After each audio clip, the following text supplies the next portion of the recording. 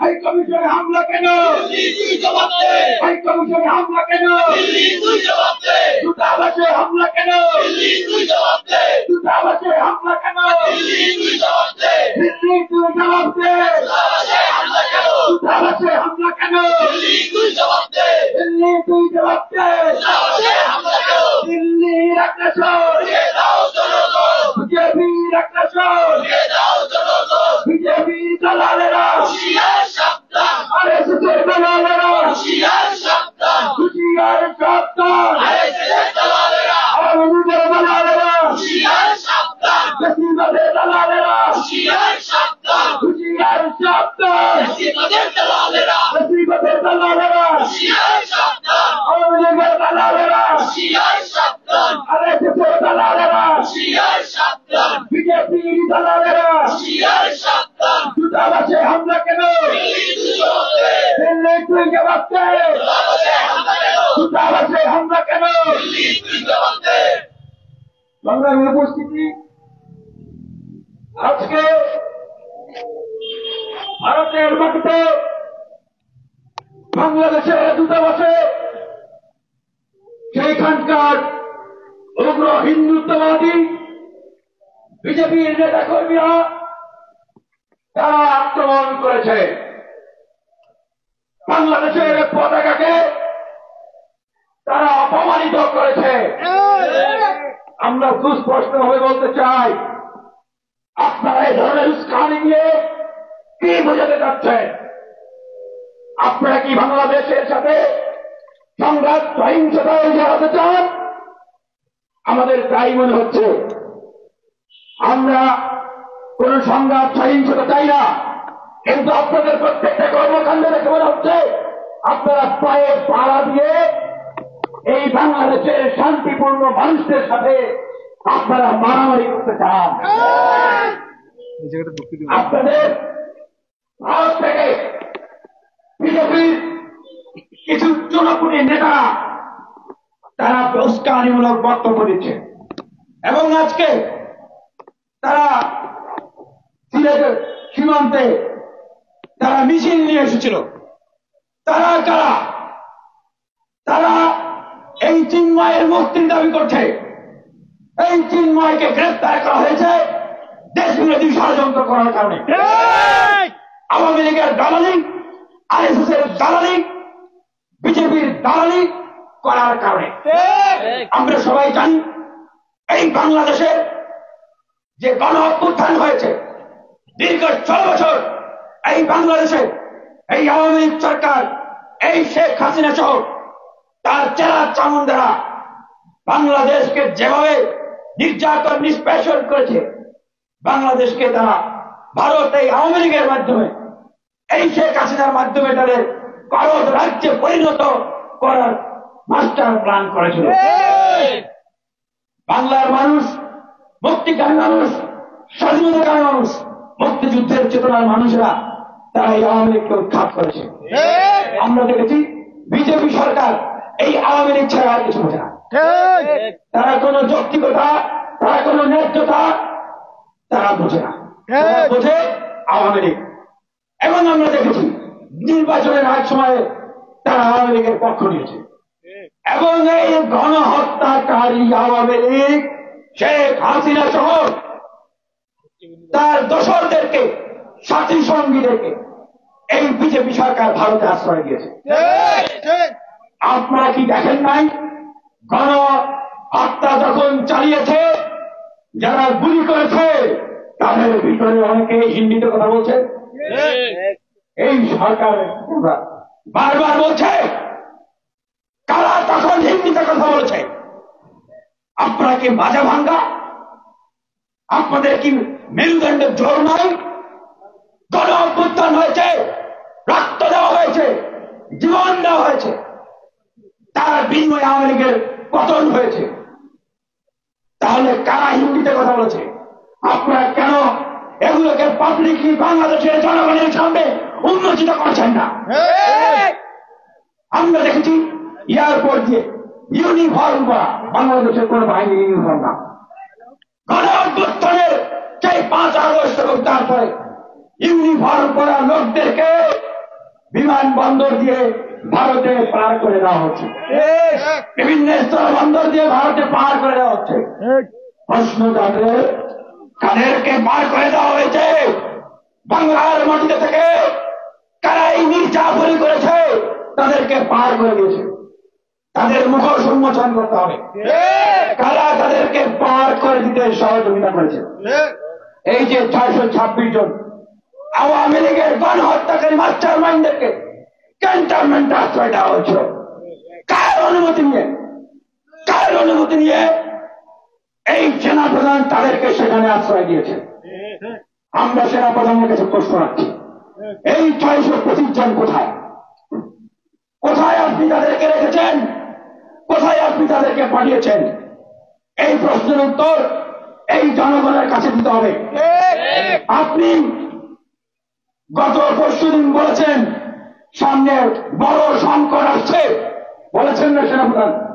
সামনে বড় সংকট আসছে, আমাদের ঐক্যবদ্ধভাবে মোকাবেলা করতে হবে। তাহলে আপনি যে 626 জন 25 জনকে আশ্রয় দিয়েছেন তাদেরকে এখন কোথায় ছেড়ে দিয়েছেন? কোথায় রেখেছেন? তারা কোথায় আছে? কার অনুমতি নিয়ে এগুলো করেছেন? তাহলে এই যে সামনে বড় সংকট আসছে, এই সংকটের দায়ভার কি আপনার উপর পড়ে না? অবশ্যই বলবো, বাংলাদেশ সামনে একটি সংকটে পতিত হতে যাচ্ছে। বাংলাদেশকে 2টা ফ্রন্টকে এখন মোকাবেলা করতে হবে।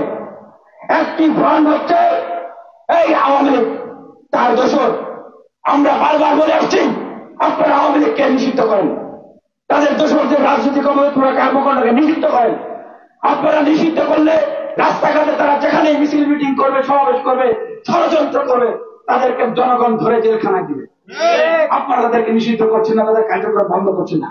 গতকালকে দেখেছি বাংলাদেশ জাতীয়তাবাদী দলের পক্ষ থেকে সুস্পষ্টভাবে বলা হয়েছে যে আওয়ামী লীগ নিষিদ্ধ করার পক্ষে যে জনমত করে উঠেছে, যেই শহীদরা, যেই আহতরা, যেই বিপ্লবীরা আমরা নেতৃত্ব দিয়েছি, আমাদের আশা আকাঙ্ক্ষার বিরুদ্ধে তারা নয়। তাহলে কেন আওয়ামী লীগকে এখনো সরকার নিষিদ্ধ করছে না? কেন? এখন তাদেরকে নিষিদ্ধ না করা হলে মনে হয়তো কদিন পরে বলা হবে আওয়ামী লীগ নিষিদ্ধ দল না, তাদের সভা সমাবেশ করার অধিকার আছে। তখন কি হবে? তার মানে কি আপনারা কি আওয়ামী লীগকে সভা সমাবেশ করতে দিতে চান? না, চাই না। সুতরাং এই বিষয়গুলোর সমাধান হতে হবে। আমরা বলছি এই যে একটা ক্রিটিক্যাল কোয়েশ্চেন, এই কোয়েশ্চেনের উত্তর দিতে হবে। সাংবাদিক ভাইদেরকে বলছি, আপনারা উপদেষ্টা, মাননীয় উপদেষ্টাদেরকে, মহাদেবদেরকে জিজ্ঞেস করবেন এই যাত্রাবাড়িতে যে পুলিশের লাশ ঝুলেছিল, তাহলে এখানে যেই ব্যক্তি এই ঘটনার সাথে জড়িত, এই গণ অভ্যুত্থান পরবর্তী বাংলাদেশ তাকে কি বীর হিসেবে আখ্যায়িত করবে নাকি তাকে সন্ত্রাসী হিসেবে আখ্যায়িত করবে? এটি কিন্তু উত্তর তাদেরকে দিতে হবে। এই প্রচলিত সংবিধান, বিচার, আদালত, যেই প্রক্রিয়ায় সাংবিধানিক সরকার গঠন হয়েছে, বলা হচ্ছে আমরা তো চেয়েছিলাম বিপ্লবী সরকার, আমরা বিপ্লবী সরকার চেয়েছিলাম না? তাহলে কিভাবে এইরকম একটি সরকার গঠিত হলো? আমরা দেখছি সরকারের অভ্যন্তরে বা যারা আন্দোলনের সামনে সারিতে থেকে নেতা হয়ে উঠেছেন তাদের অনেকেরই বক্তব্য এবং সরকারের অনেকেরই বক্তব্য, অনেকেরই কথাবার্তা এখনো মিল পাওয়া যাচ্ছে না। আমরা দেখছি যে একটা স্নায়ু দ্বন্দ্ব, একটা বিরোধিতা চলছে এই উপদেষ্টারা কিভাবে উপদেষ্টা হয়েছেন এই বিষয়টি নিয়ে। তাই আমি সরকারের প্রতি আহ্বান জানাবো, এখানে কেউ চুরি করতে যায় না, কেউ ডাকাতি করতে যায় না, লোকচুরি কিছু আছে না, নাই। সুতরাং প্রধান উপদেষ্টা সহ আমাদের অন্যান্য উপদেষ্টা মহোদয়গণ কিভাবে তারা নিয়োজিত হয়েছেন, এটার স্বচ্ছ, জবাবদিহিতামূলক এবং সার্বজনীন প্রক্রিয়াটি সরকারি সার্কুলারে, সরকারি বিজ্ঞপ্তিতে এটিকে সারা দেশের মানুষের সঙ্গে উন্মুক্ত করা হবে। তাহলে মানুষের মাঝে আর কনফিউশন থাকবে না। অন্যথায় এই বিষয়গুলো নিয়ে এই ধোঁয়াশা এবং নিজেদের অভ্যন্তরে, নিজেদের ভিতরেই একরকমের একজন আরেকজনকে সন্দেহ করছে এবং বাদ বিবাদে যুক্ত হচ্ছে। দেশে যে কোনো সংকট, সেটা আওয়ামী লীগ থেকে আসুক কিন্তু ভারতের উগ্র হিন্দুত্ববাদী সরকার বিজেপির পক্ষ থেকে আসুক, আমরা নিজেরা বিভাজিত থাকলে এটা কিন্তু মোকাবেলা করা সম্ভব না। তাই বলছি, দুটি ফ্রন্ট, আওয়ামী লীগ এবং তার দোসরদেরকে মোকাবেলা করতে হবে। আর একটি ভারতের উগ্র হিন্দুত্ববাদী সরকার, এই বিজেপি সরকারের নীল নকশা এবং তাদের যে আধিপত্যবাদ, তাদের যে আগ্রাসন, তাদের যে অনাধিকার চর্চাটিকে মোকাবেলা করতে হবে।